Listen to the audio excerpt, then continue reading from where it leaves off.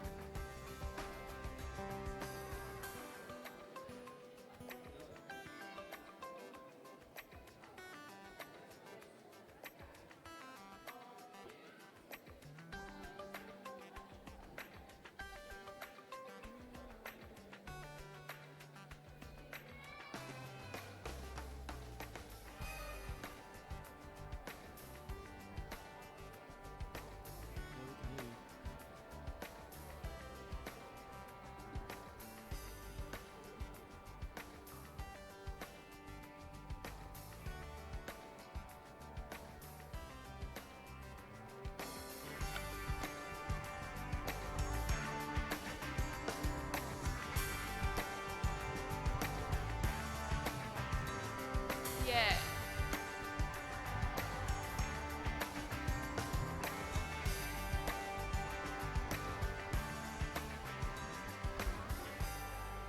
Good morning, church family. So good to have you guys here with us today. I know we're a bit small in number, but I know we're going to be so loud in praise. So let's stand up, let's sing, let's worship our God.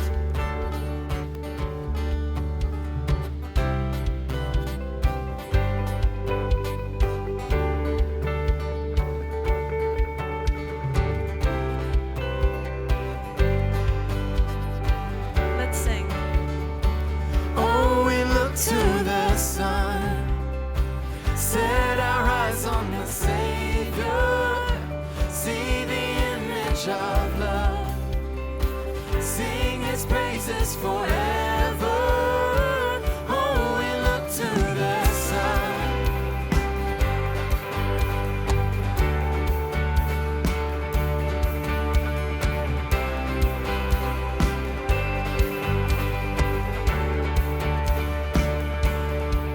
Salvation tearing through the dead of night.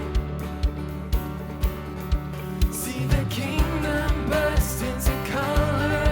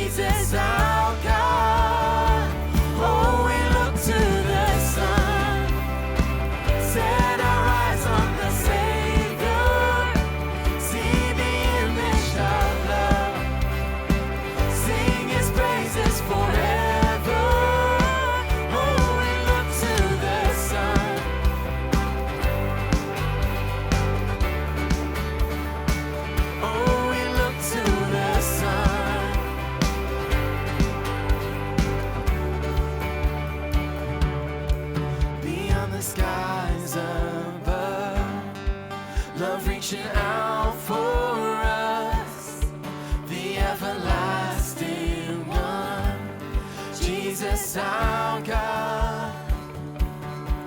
Beyond the skies above, love reaching out for us, the everlasting one, Jesus our God.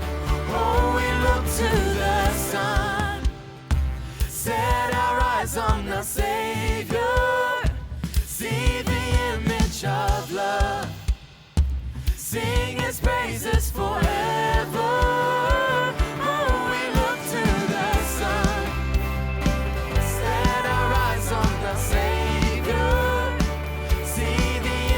Of love, sing His praises forever. Oh, we look to the sun.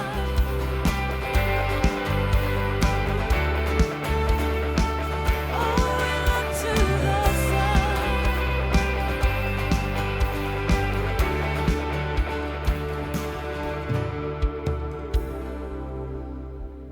Sounding beautiful, church. Let's keep singing.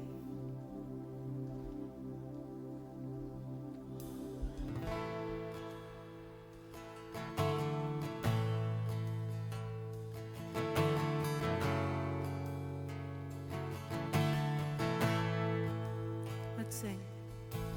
People come together, strangers, neighbors, our blood is one.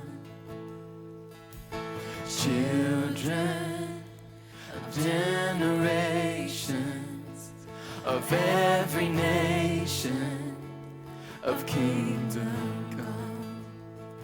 So don't let your heart be trouble. Hold your head up high, don't fear no evil, but fix your eyes on this one truth: God is madly in love with you. So take courage, hold on, be strong, remember where our help comes from.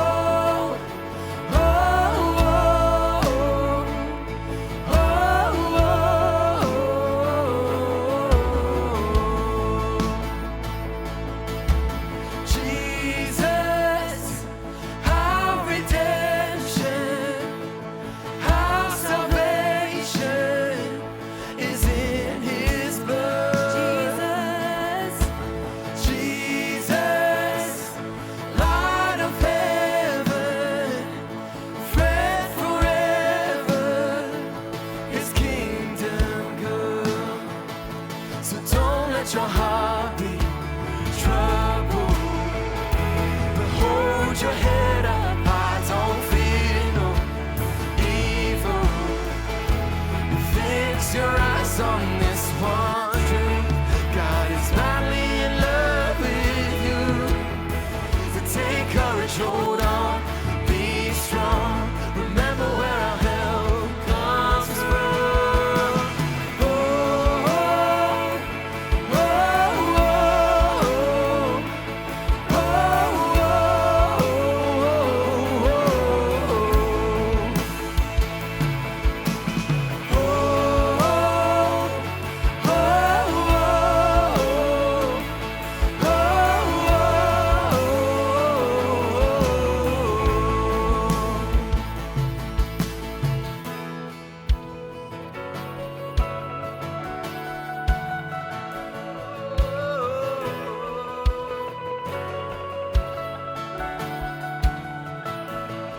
Swing wide, oh you heavens, let the praise go up as the walls come down. Oh creation, everything with breath, repeat the sound. All His children, clean hands, good hearts, good grace, good God. His name is Jesus. Swing wide, oh you heavens, let the praise go up as the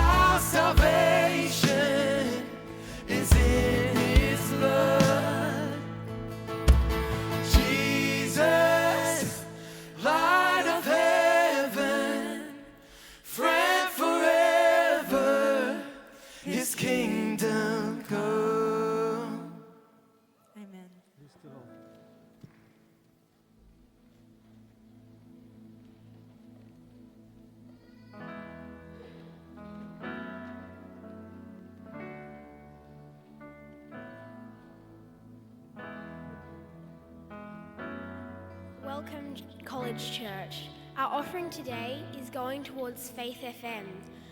Faith FM has rapidly expanded around Australia with the potential to reach more than 5 million people 24/7. Because of Faith FM, many people have walked into Adventist churches seeking Bible studies and baptisms. Thousands have requested free faith-building resources, and tens of thousands continue to tune in daily. Even though media and technology are always changing, radio is still a favourite entertainment platform around Australia. It's due to its easy access in the car, at work, or the backyard. Faith FM can be heard in more than 120 stations around the country, from cities right down to remote communities and islands. Faith FM empowers local churches to produce and broadcast local content in their own communities. Today's offering contributes to Faith FM in North New South Wales, providing support for expanding network reach, empowering local church content production, and promoting and marketing the station to the wider community. Please give generously to this amazing ministry platform. Let us now pray. Dear Jesus, thank you for this day and all the people that make this place a church. Thank you for communion. Please bless it. Please help our Pastor Mickey to speak your words. We pray over the offering and that it will be used wisely at Faith FM. Thank you for saving us and that we can worship here today. In your name, amen. Would the volunteers like to come forward to collect the offering? Thank you.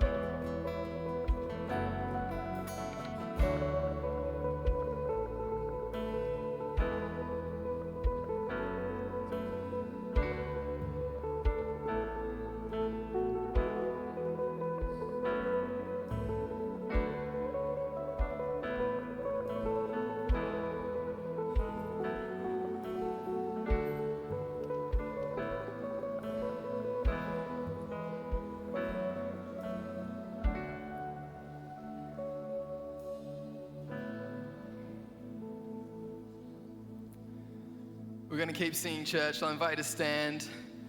We started learning this one together last week. So if you're picking it up, I encourage you to sing.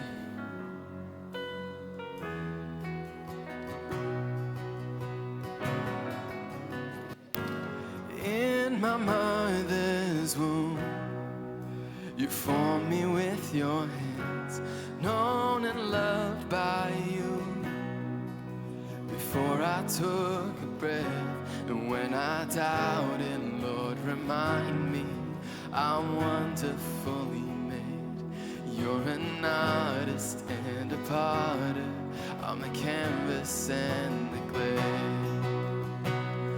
You make all things work together for my future and for my good. You make all things work together for your glory and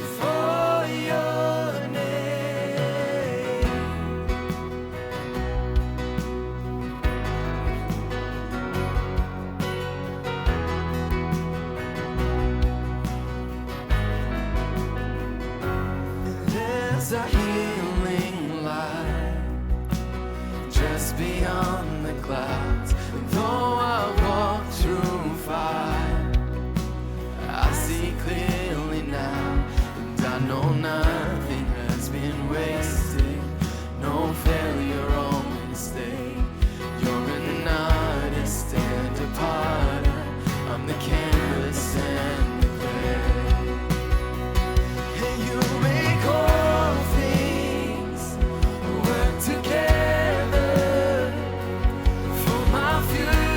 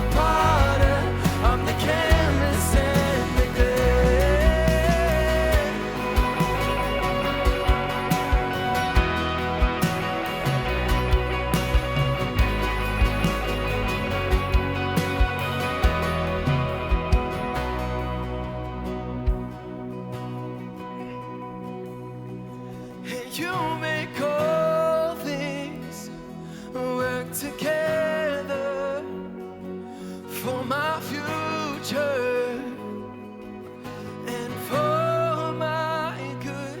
You make all things work together for your glory and for your name.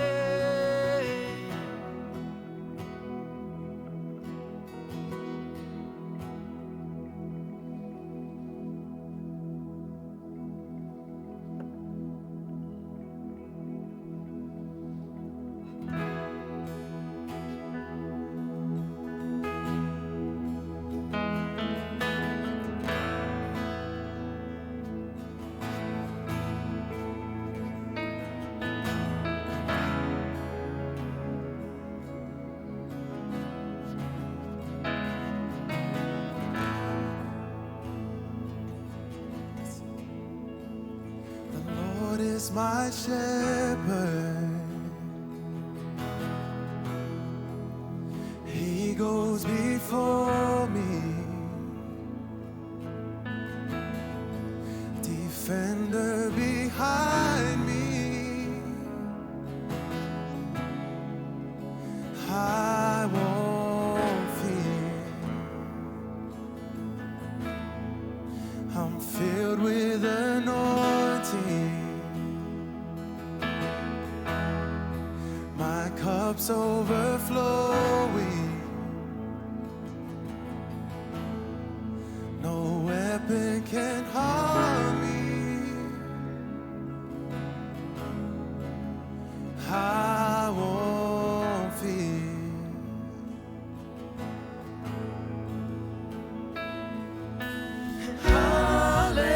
Hallelujah, I am not alone.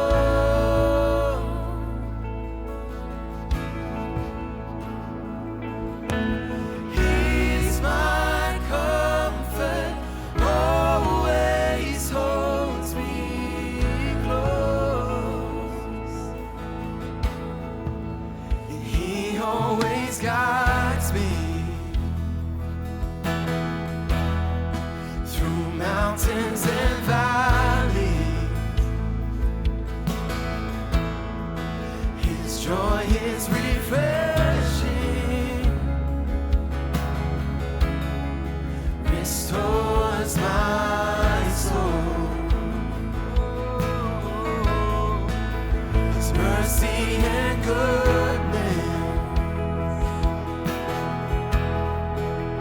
gives me assurance that I'll see His glory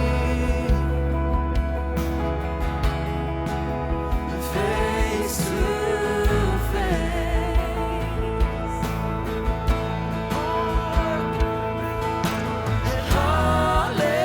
Hallelujah, I am not alone. He's our comfort. He's my comfort, always holds me close.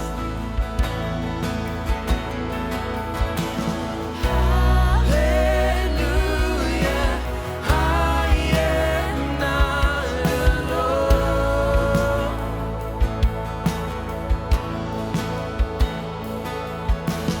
He's my comfort, always holds me close. Let's sing your spirit. Your spirit lives within me, so I will walk in your peace. Your spirit lives within me, my victory, my victory. Your spirit lives within me, so I will walk in your peace. Your spirit lives within me, my victory, my victory. Your spirit lives within me, so I will walk in your peace. Your spirit lives within me, my victory, my victory. Your spirit lives within me, so I will walk in your peace. Your spirit lives within me, My victory, my victory, my victory. my victory, my victory.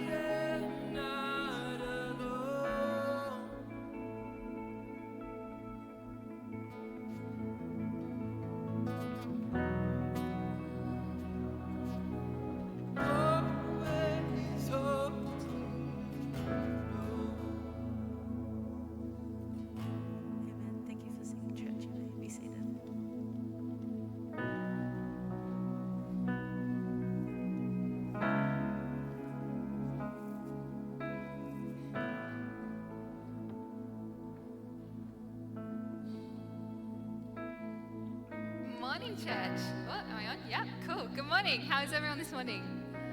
Good. Woo, those songs are just hitting me in the feels after the week I've just had. And I'm just like, man, God doesn't make mistakes. And I think I'm here for a reason. I think we're all here for a reason. So let's buckle up and be here together.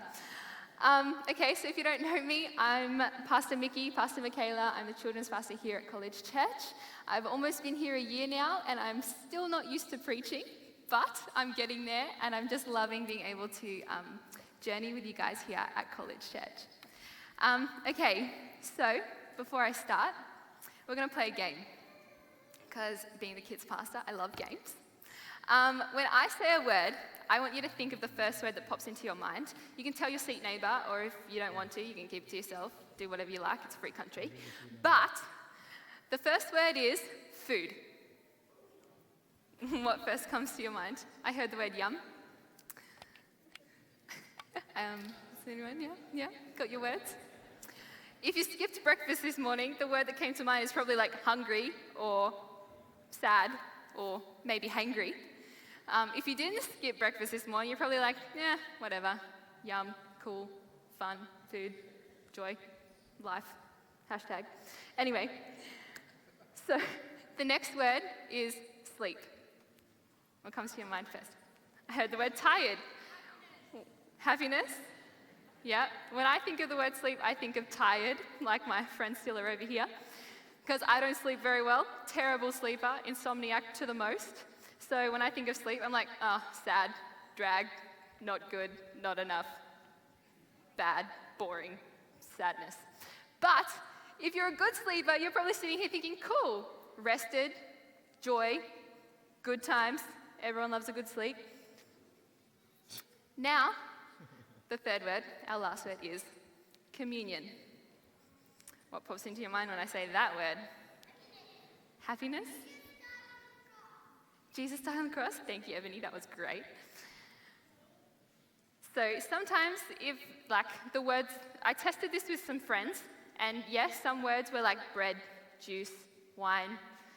But some people I spoke to, it was like, it wasn't even a word. It was just a, I was like, oh, okay, come on now. Let's perk up a little bit about communion. And I'm realizing as I talk to people that often the general feel of communion is like, oh, communion's happening at College Church this week. Let's skip on down to Gateway and see what they've got going on this morning. Or maybe I'll just stay in bed this morning. I'm not missing that much. And there's becoming like this kind of like complacent feeling surrounding communion. And I'm just thinking, I don't know. Like, as a kid, I was in Memorial Church with my mum. And my mum's here. I'm here really close to her because I don't know personal boundaries. And then there's like my brother, my sister, my other brother, and my grandma Bobby.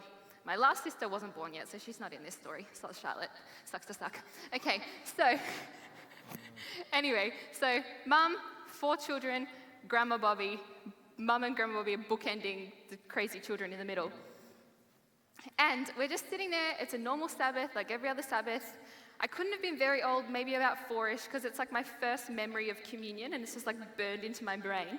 But I remember these people start getting these silver trays, and they place them on a table, and then they take off a lid, and they start passing these silver trays down the aisle, and everyone gets to take a tiny snack. And I was like, mind blown.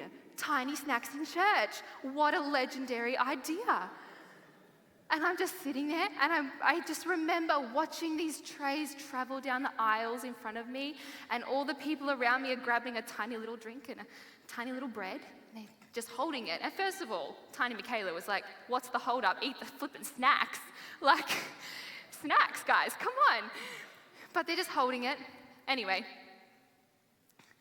then it gets to our aisle, and Grandma Bobby, she was there. She gets the tray. She takes a bread and a wine thing and a juice, whatever it is, and she does a long reach past the 4 small humans and passes it to my mum, and mum catches it on the other end. And I'm like, there you go. What about my turn? Like, where's my tiny snack? And my mum, she gets her juice and her bread, and anyway, they hold it. I'm like, first of all, why are you still holding it? It's a tiny snack, meant for tiny eating right now. But no. Anyway, so being the inquisitive snack seeker that I am, I crawled up onto my knees onto the chair and jumped up to my mum's ear and said, "Can we have some?" And she's like, no, shh. And she sits me down. And tiny snacks are at stake here. So tiny Michaela was not taking that as an answer. She needed some big answers regarding these tiny snacks. So she goes, "Excuse me, but why?" You know that classic line every child knows? "But why, Mum? Why can't we have tiny snacks?" She's like, "Shh, it's church, just settle down." I'm like, Mum, can we have some?" And then I got the look that every parent just masters, the first day their first child is born. It's that, if you don't stop it now, we're going to go outside and we're going to have a chat. And you don't want to go outside church and have a chat. That's just not what happens. So I was a very sensitive child. The look was enough for me to calm down. So I sat in my chair and I was just like, okay, no tiny snacks for tiny Michaela. And I moved on with my life. Now, my mum didn't feel that that was the right moment to explain to me the deeper significance of communion. And it could have been that we're in Memorial Church and everything's a bit more professional I love Memorial Church. My heart is there. I'm not, anyway, got myself into a situation. Anywho, but it could have been, things are a lot more structured and how they go. Save me. Traditional, that's the word I'm looking for. It's probably on my notes if I actually read them. Everything's a bit more traditional. And she didn't think that she could just dive into a deep discussion right then and there, and kids are meant to be quiet in church, so you can't really talk. But I don't remember really asking questions about it after church because the moment had passed. And I don't really remember asking questions about it until I was much older, in fact. And sure, maybe people along the way had tried to explain it to me again when I was growing up and whatever. But my next memory of communion is of when I actually understood what communion means, is when I was more of a teenager. I never really grasped the concept of communion because it was kind of tiny snacks for the big adults. Doesn't make sense. They're big. I'm tiny. I should get the tiny snacks. But whatever.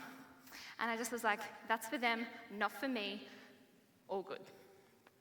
And just kind of left it. So, okay, should have read my notes. Oh golly, there we go. Bear with me, chat. We've got a party happening.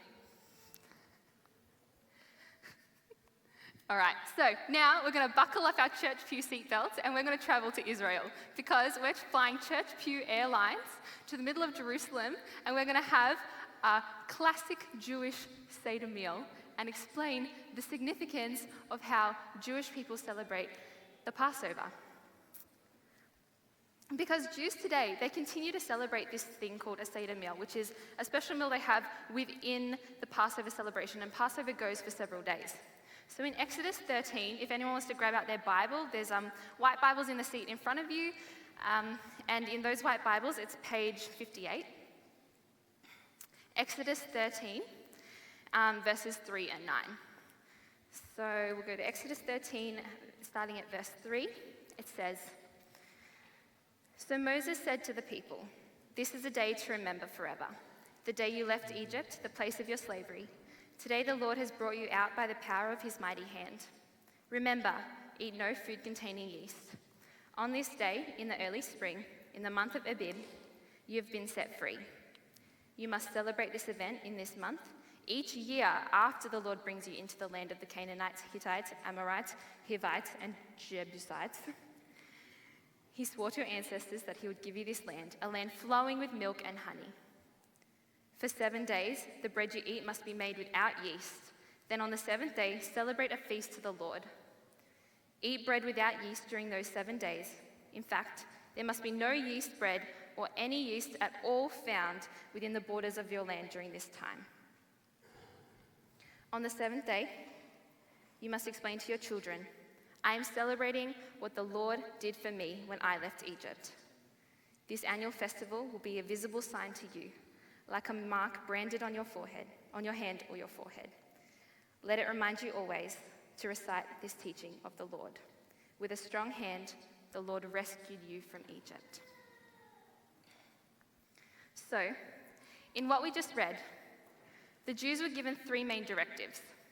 1, commemorate the day they were freed from Egyptian slavery, year after year, even once they reached the good years in the Promised Land. 2, eat nothing that is leavened with yeast. And 3, explain and pass the tradition on to your children. These 3 directives are still held true today in Jewish communities. When it's time for Passover, the Seder table is set with the finest dishes and silverware. Each food item is carefully prepared, and the family gathers. They sit around a low table, and they get ready to journey on a great feast. So you can roll back this cloth. Whoop, there it goes. Now, each Seder meal, we have a picture of what these beautiful volunteers are about to enjoy up on the screen. And I'll explain what each aspect means in a moment. But each Seder meal follows the same order. At first glance, it can really seem like this is just because of tradition or the way things have always been done. And while tradition plays a major role in the Seder meal and what goes on there, another major reason I discovered in my research is that the reason they do things in certain ways and keep random traditions and seemingly pointless actions is so that the children ask questions throughout the meal. They literally use this meal to kind of force the children to ask questions without the children even realizing they're interested. As the family sits around the table, the children are not only, they're not shushed or quieted, they're encouraged to ask questions and be noisy and be present at the meal. And now, my friends, they're going to partake in a Seder meal. I'm going to quickly run through the entire process and focus on some key points as we go. So first up in the meal, everyone holds a cup of wine or grape juice. So Mike, as our Seder leader, is going to pour the cups of wine. And while they hold these cups of wine, the Seder leader will hold the cup and bless it for the family, while usually reciting something called the Kiddush. And then, after they bless the wine, a bowl of water and a picture is passed around to wash hands with. So Mike's going to bless the wine while we continue chatting. Our Father and our God, we want to thank you today that we can partake of this meal. It symbolizes our salvation, symbolizes to us what Jesus has performed on this earth, the sacrifice that you allowed him to make so that we can have salvation. Today, as we partake of these symbols, as we drink of this wine, which is a symbol of Jesus' shed blood, we ask that he becomes part of us and that he shines out of us. In Jesus' name, amen. And so now they will continue the meal. They will drink their first cup of wine, and then they'll wash their hands. And this is one way for the children to ask questions. The children go, why don't we wash our hands before the meal? And the parents go, well, funny you should ask. It's so you ask questions. And then they pass the basin around, and I'm realizing that I forgot the cloth to dry your hands with, so you're just going to have to shake them off. Yeah, just wash your hands in the basin. So, while they're doing that, I'll explain the 4 cups of wine in a bit more depth. The 4 cups of wine consumed throughout the meal are always sipped from a reclining position or a comfortable position to highlight the freedom that the Jewish people experienced when they were freed from exile in Egypt. Because it was a luxury for people to recline while eating in ancient times. And so they're representing that fact by being comfortable and sitting and enjoying this meal together from a comfortable position. They also symbolize 4 expressions of deliverance from God. If you want to turn with me to Exodus 6 and 7, they explain these 4 expressions. So Exodus 6 is page 51 in the white Bibles, if you're following along. So Exodus 6, verses 6 says, "Therefore, say to the people of Israel, I am the Lord. I will free you from your oppression and will rescue you from slavery in Egypt. I will redeem you with a powerful arm and great acts of judgment. I will claim you as my own people, and I will be your God. Then you will know that I am the Lord your God, who has freed you from your oppression in Egypt." So, the four promises of deliverance are, I will free you, I will redeem you, I will claim you as my own, and you will know that I am the Lord your God who has freed you. There's also significance in filling the cups with wine, because wine is the hidden potential of a grape. When you take a grape off the tree and look at it, it's just a fruit. It's just a round, tiny, not really good for much except popping in your mouth to enjoy, just right there, fruit. But when you take a bunch of grapes and you squish them, as they did even in the Bible times, between their toes, they pull out this juice of this grape. And it becomes this beautiful, sweet beverage that symbolizes status and royalty in ancient times and continues to be like a prominent beverage, especially in Jewish circles. So, rabbis have noted that this journey of turning a grape into wine is symbolic of our own journey with God. His promises are that the four cups represent are carried out in us, and we are taken from a mere grape with nothing much to offer to a place of worthiness in him. And I love the meaning that these cups of wine present, and that they continue to reflect on in the Seder meal to this day. Next comes the karpas. Now, this is a vegetable that is dipped in salty water and eaten. So if you would like to take a piece of celery and dip it in this salty water that I've prepared.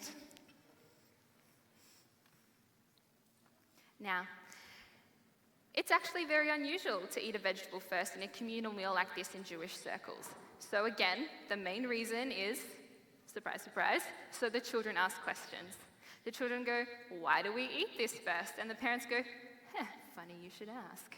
And they explain the deeper reason is that this salty water represents the tears shed during the exile in Egypt that the slaves would have cried. And then, next, the matzah, which is an unleavened flat bread, is broken. Mike is going to take a piece and he's going to break it in two. Now, the smaller half is returned to the plate and wrapped back in the cloth, and the larger half is wrapped in a separate cloth for eating later in the meal. Now, they put this aside and they call it the afikomen. I think I'm saying that right. And they put it aside so that they don't eat all of the matzah at once, so that there's some left for the meal when it's done. Because you can't finish the meal until you've eaten the afikomen, which means dessert, or that which comes after. So, this piece of matzah is either simply placed on the table, or, to delight the children and include them further, the Seder leader takes this piece of matzah and he hides it somewhere in the house. So right now, our Seder leader, Mike, he's going to take the matzah and he's going to hide it in the church foyer. And I want the kids to keep listening, because towards the end of our meal, it's your job to go out and find the matzah and bring it back into church. Now, when you find it, whoever finds it first, you're going to come in running down this aisle, waving it like you've just won the best prize you've ever seen. Because that's what it's like at a Seder meal. The children find this, and it's so much excitement and joy, and it's a celebration further than just the Seder meal. It's a celebration to show that they've been delivered by God so many times throughout history.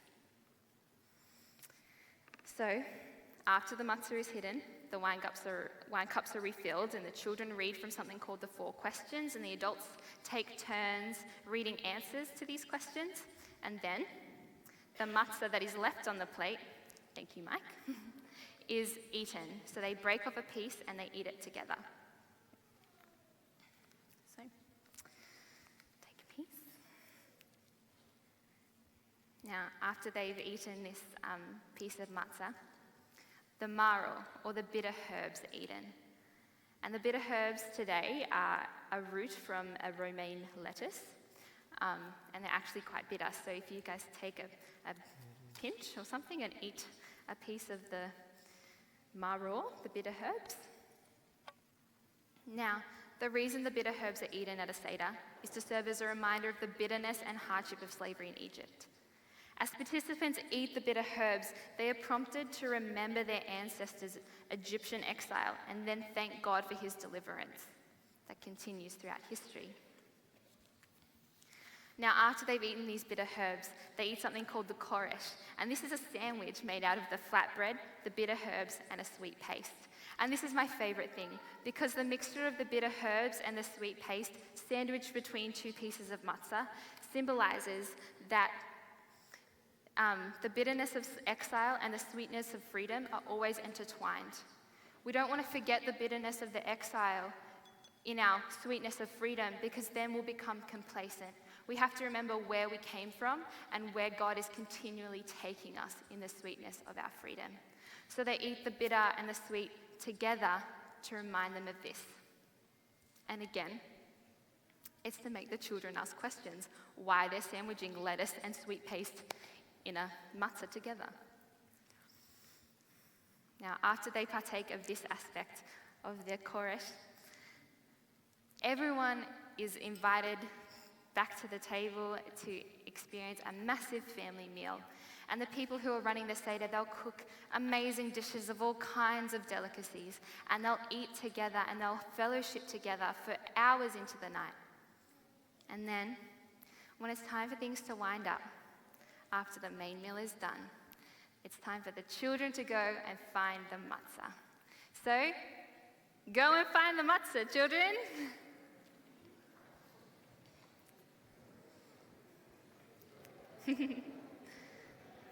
So, while they're out finding the matzah, as I said earlier, afikomen, which is this aspect of the meal, means dessert, or that which comes after. And this is the symbol that the meal finishes with. And a Seder cannot be completed until this afikomen, or dessert, is eaten.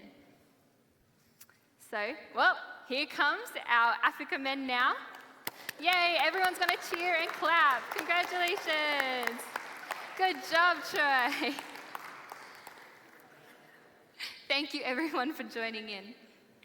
So now, our Seder participants, they will break apart this last afikomen from the special cloth. Yep. And they will eat a piece each. And this symbolizes the finishing of the meal. And no one eats any more after this meal in this evening, after this aspect. So,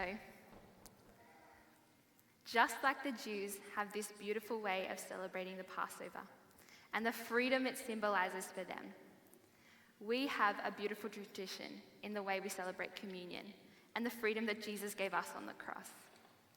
So I want to say thank you to our volunteers, and you can take a seat.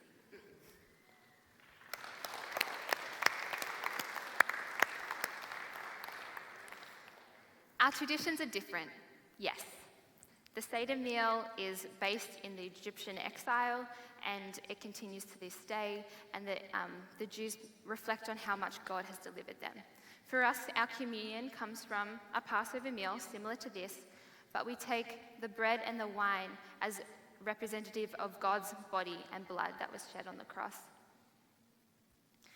But I can't get past how every year these families gather at Passover, and they have one or even two of these meals during Passover. And they continue to ask questions, and they continue to tell the same answers every single year. Because when the children ask questions and they get the answers from the elders, yeah, they're getting answers and they're getting explained to and they're getting understanding. But the elders, as they're answering the questions, are reminded of the significance of these pieces.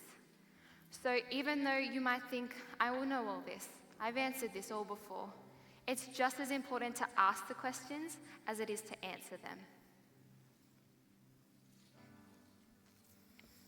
So often we get stuck in the motions and forget the true depth of communion and what it really means for us.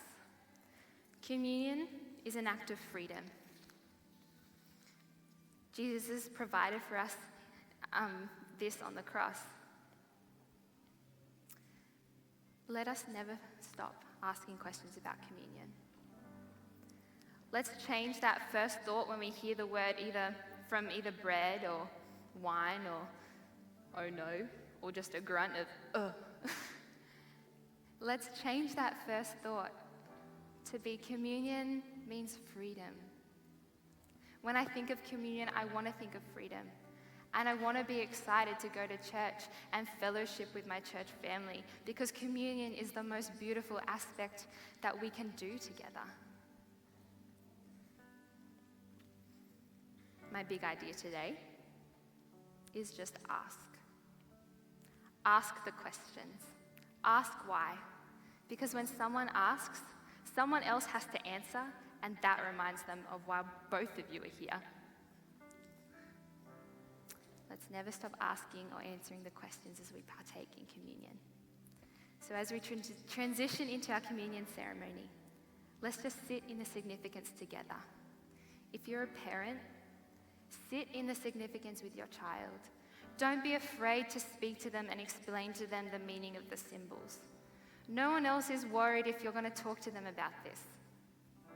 And if you're an adult who still doesn't quite understand or you haven't been to church very long, speak to the person next to you. Ask the question. Come down the front and speak to our elders. Because as we ask questions and we answer questions, we're reminded that communion means freedom. Don't let this moment pass without fully immersing yourself in the true depth of communion and the freedom that is available through it. So now it's time for us to participate in communion. I would like to call our elders who are helping out today to come forward. And as the elders make their way forward, let me explain how we're going to get this done. So, here's the rules. You come down on the left side and you leave on the left side. So your left arm is always touching the pew. So we can just keep a nice flow going. If you're upstairs, just go to the table and it's a little less intense up there. But stick to your left. Cool. And while we do this, you can come up and get your bread and wine as I read 1 Corinthians. So, come on, don't be mice. 1 Corinthians 11:23-25 says, "For I pass on to you what I have received from the Lord himself. On the night when he was betrayed, the Lord Jesus took some bread and gave thanks to God for it. Then he broke it in pieces and said, 'This is my body which I have given for you. Do this in remembrance of me.' In the same way, he took the cup of wine after supper, saying, 'This cup is the new covenant between God and his people, an agreement confirmed with my blood. Do this in remembrance of me as often as you drink it.'"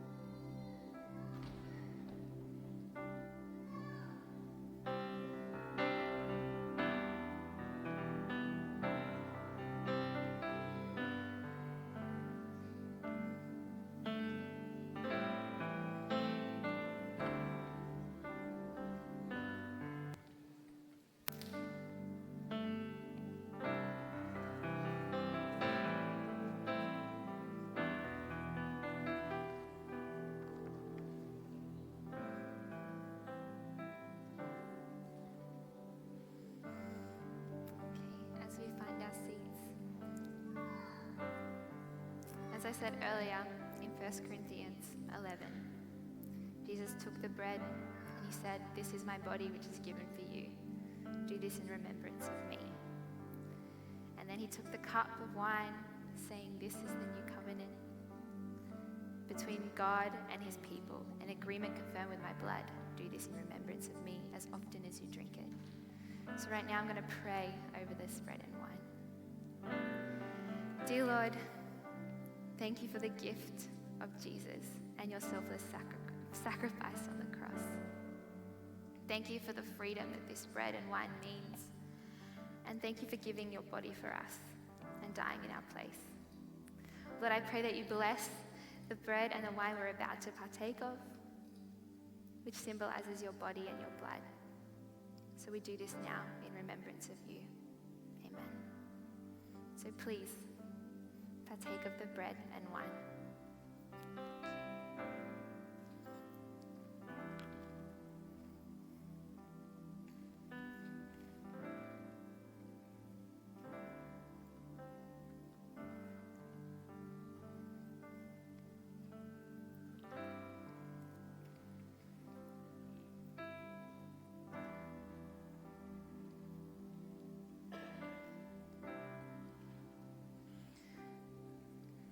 First Corinthians 11:24 says, "For every time you eat this bread and drink this cup, you're announcing the Lord's death until he comes again."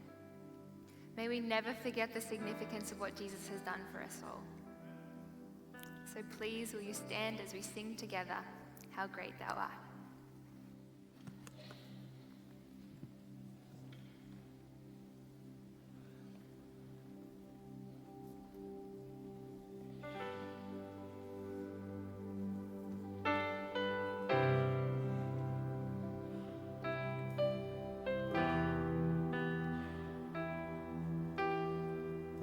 Let's sing. Oh Lord my God,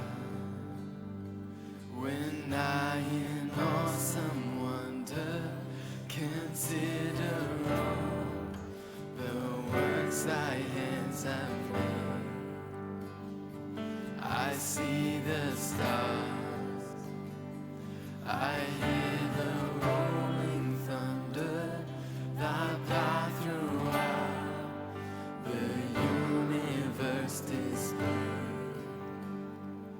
Then sings my soul, my Savior God, to thee.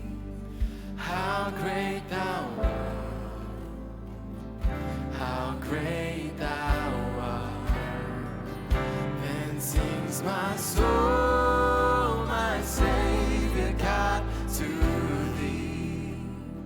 How great thou art, how great thou art.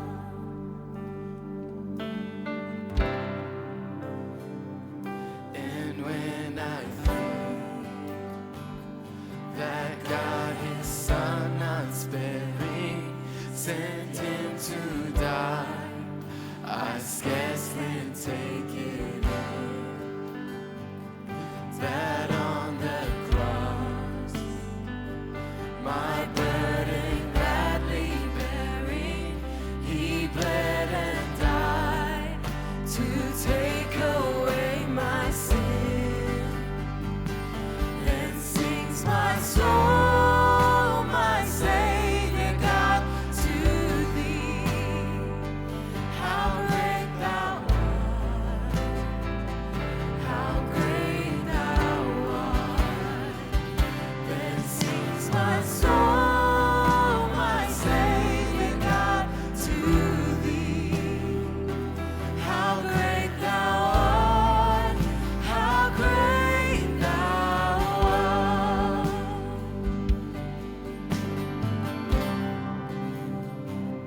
When Christ shall come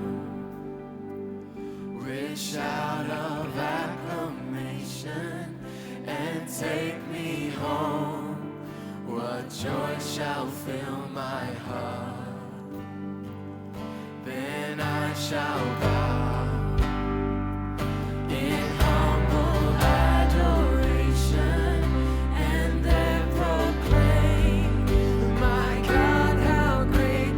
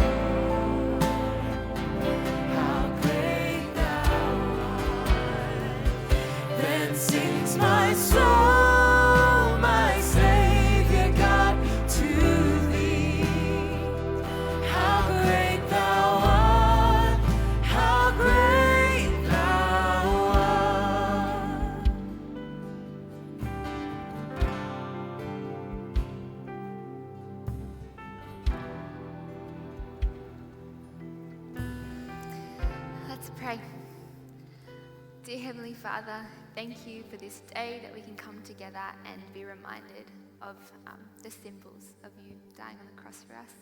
Lord, I pray that we never forget the true meaning of communion, that it is freedom, freedom that you provide to us, a gift.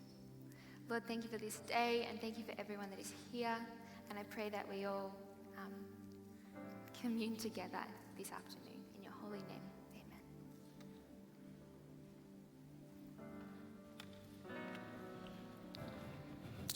All right, church.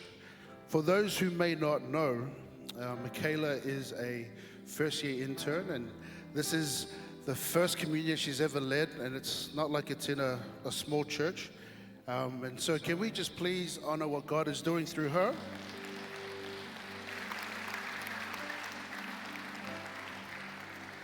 Well done. You did better than me on my first one, so well done. We have a few announcements for you guys before you guys leave. Church family, and the first announcement is for next week, October 12th. We are going to launch the final Hero Maker series entitled The How. And so after the service next week, we are going to have our fellowship lunch team and our refreshment team. They will combine together in the foyer and provide some food for us. And so after the service, we invite you to hang back, eat some food, and just commune with each other and build community and fellowship. So that is happening next week, October 12th. Yeah, so we'll provide refreshments. You can bring something. If you've got something to contribute, that'll be great. I don't want to tell you what to bring, because it'll be chicken that I'll suggest, but yeah. Also on October 12th, we have Family Olympics. Yay! Get the party. Woo! 5:30 to 7:30 over in Palm Court. If it's raining, that'll be a drag, but we'll have it in the Ed Hall. But yeah, planning for over in Palm Court, just on the other side of Rejuve. Yeah, bring your families, bring your friends. We're going to have a great night, just battling it out, and yeah, it's going to be a good time. Team More, that's what I'm coming with, t-shirts. Yeah. Yep. Sadly, due to WHS reasons, today we didn't participate in foot washing, but I can assure you that this is not the ideal for us. We will be in compliance to WHS, and for the 4 scheduled communion next year, we will be in compliance and foot washing will be back. But sadly, it wasn't. We weren't able to go through with it today, but it will be back for all 4 communion in 2020. Also, Girls Worship Night is on October 20, and every girl is invited. I was about to say everyone, but sorry guys, this is not for you. Every girl is invited. It starts at 6:30 here in College Church, and the theme is Tell Your Story. So come along and get ready for a cool night. Okay, and so just to let you know, church, I will be away. However, this time it's not for work. I'm not away for work. I will be away on October 18 to November the 2nd in the USA. Again, it's not for work. My queen, Renee, for those who know my wife, my queen is attending a fitness conference in the USA, and she's asked if I could join her. And so I've said yes, I'll be there for her.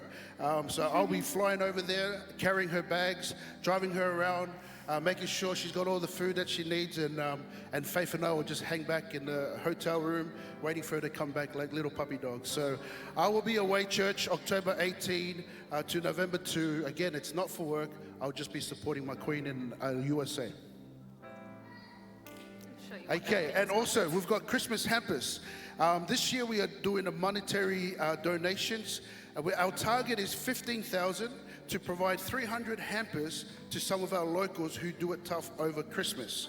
So this year we have partnered up with a couple of churches, plus one church, and Gateway Church to try and reach the goal of raising 15,000 to provide 300. So if you would like to give to this project, you can visit collegechurch.info, or you could see our friendly volunteers in the desk in the foyer, and they can give you a little form that provides you options on how you can give to this. And also literature evangelism.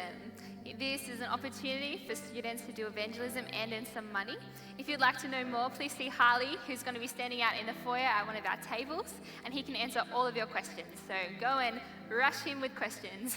And for now, God bless, and we'll see you next week. Thank you. Bye.